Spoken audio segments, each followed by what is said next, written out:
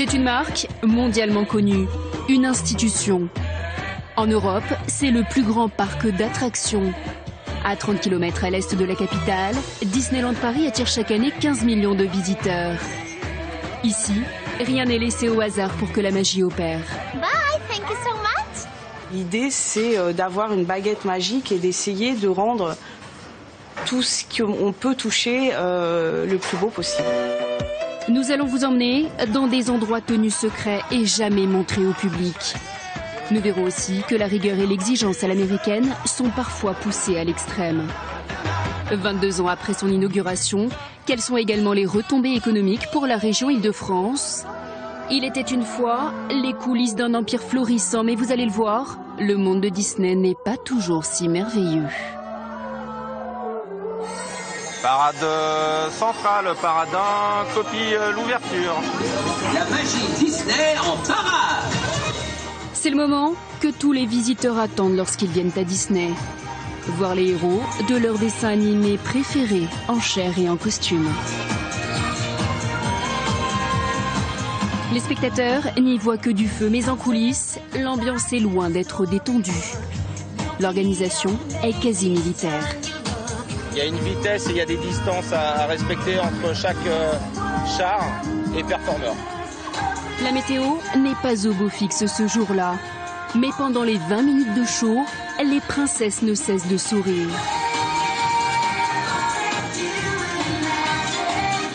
Mission accomplie, les visiteurs en prennent plein les yeux.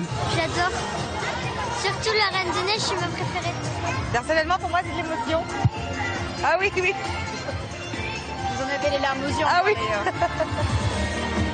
Après le spectacle, alors que les visiteurs profitent encore des attractions,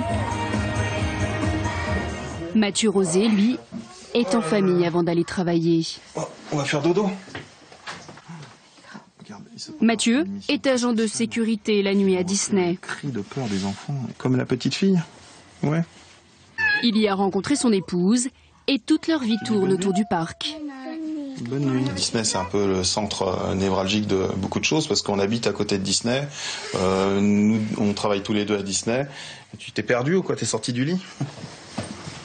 22 heures. Mathieu part de chez lui pour prendre son service. Au même moment, le parc se vide peu à peu de ses visiteurs. Certains y prolongent leur séjour. Dans cet hôtel 5 étoiles, on peut croiser de curieux personnages dans les couloirs. Et des familles sont prêtes à mettre le prix pour rester dans l'ambiance du parc. Cette famille vient d'Espagne. Elle a dépensé 3 000 € pour avoir une chambre à Disney.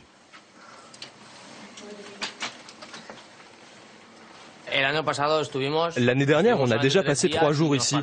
Et en fait, on n'a pas eu le temps de profiter de tout le parc. À Valence, on nous demandait si on avait fait telle ou telle attraction à Disney.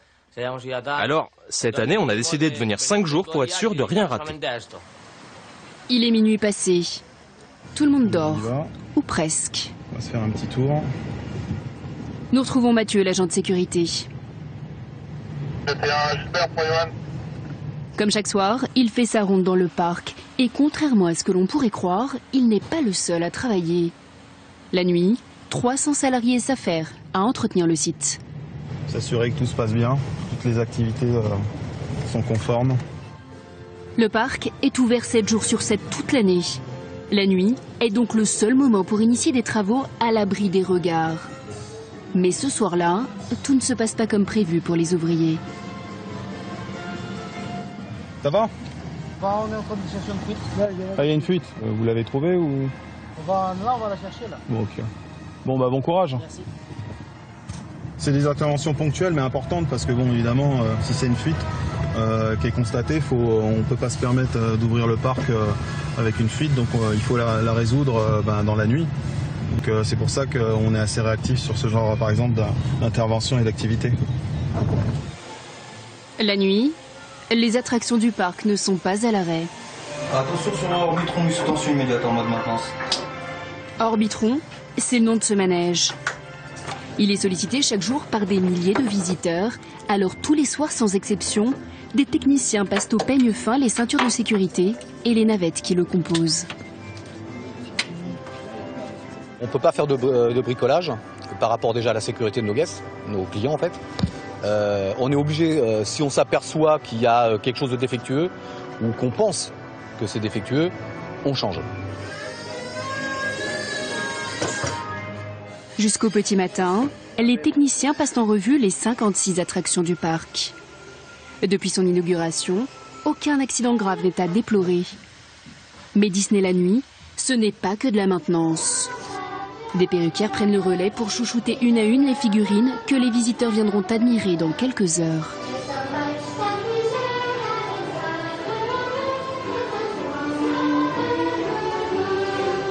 La poussière se met très vite au niveau des costumes, donc on est là pour veiller que tout se passe bien, qu'il n'y a pas de poussière. Une petite araignée aussi fait très vite sa toile, donc on est là pour veiller voilà, au niveau, voilà, que notre chapeau soit parfaitement rond.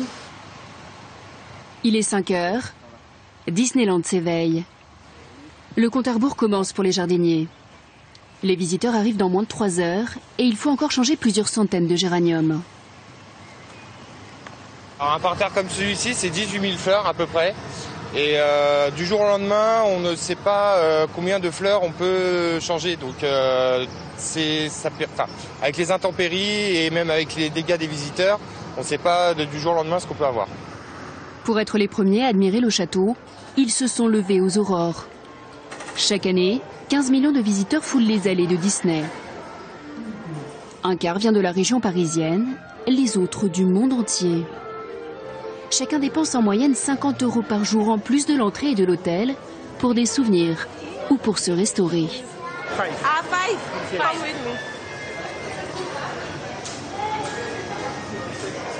22 millions de repas sont servis chaque année sur le site.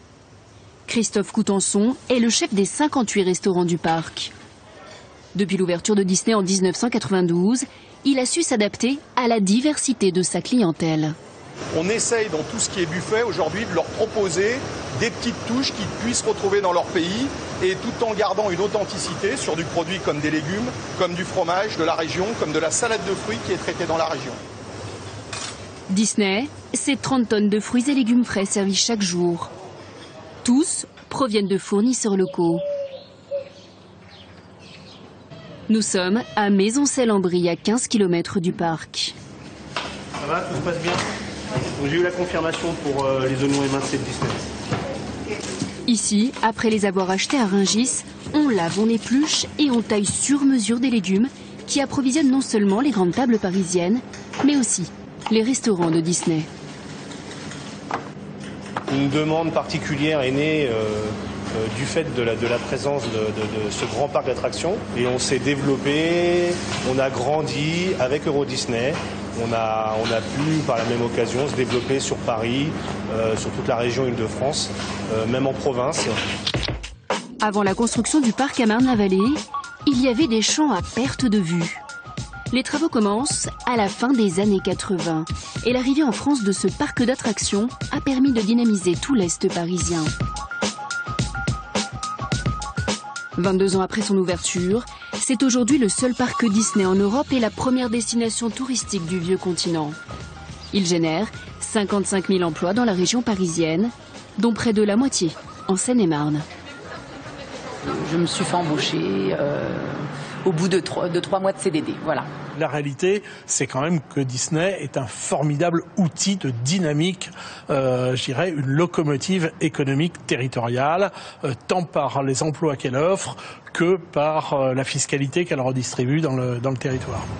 Le parc a déjà rapporté près de 700 millions d'euros à la Seine-et-Marne.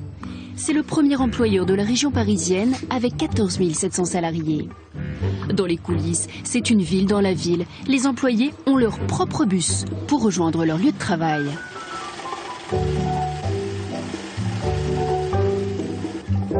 Dans ces hangars, on fabrique avant tout du rêve. La chance qu'on a en France, c'est que nous sommes le pays de la haute couture. Donc nous essayons de garder ce savoir-faire, de l'adapter aussi à nos princesses, puisqu'il y a des personnes ici qui ont des métiers très très spécifiques. L'idée, c'est d'avoir une baguette magique et d'essayer de rendre tout ce qu'on peut toucher le plus beau possible, tout simplement. Dans les ateliers, ils sont couturiers, peintres sur verre ou encore chaudronniers. On y trouve plus de 500 métiers différents avec un salaire de base qui ne dépasse pas les 1 500 € net par mois. Pour la CFDT, organisation syndicale majoritaire chez Disney, ce n'est pas assez. Nous ne sommes pas en perte au niveau des métiers, au contraire, nous recherchons de la qualité pour la clientèle et Disney est perfectionniste, donc on est vers de la qualification, mais la qualification doit aller avec une rémunération qui doit être en conséquent. Il n'y a pas de salariés au SMIC à Disneyland Paris, puisque donc, le premier niveau donc, est SMIC plus 1%. Ensuite, toutes nos politiques salariales, compte tenu des 500 métiers, donc, sont très en lien avec les politiques marché, puisque nous tenons à recruter des gens, mais aussi à ce qu'ils restent dans l'entreprise. Et à ce titre, notre turnover est de 7%. Donc finalement, fait plutôt bon vivre donc, quand on regarde l'ensemble des éléments à Disneyland Paris. Des salaires pas féeriques, des horaires décalés, c'est le prix à payer pour avoir la sécurité de l'emploi.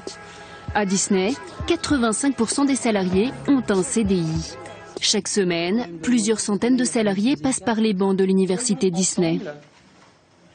Alors, de toute façon, je vous invite donc à refaire ce test demain ou après-demain. Donc, tout dépendra de ce que vous aurez vécu donc, durant la journée. Faire rêver les visiteurs, ça s'apprend. On est dans l'excellence du service et il est important pour nous que chaque salarié soit formé au métier, mais aussi à la culture Disney, c'est-à-dire à ce que chaque client vient chercher chaque jour donc à Disneyland Paris, c'est-à-dire la petite étincelle qui fait la différence. Depuis leur ouverture, les deux parcs ont accueilli plus de 215 millions de visiteurs. Et le géant américain ne compte pas s'arrêter là. Pour attirer de nouveaux consommateurs et les inciter à revenir, un troisième parc est en projet à Marne-la-Vallée. Il pourrait ouvrir en 2020 et générer ainsi 50 000 nouveaux emplois dans la région.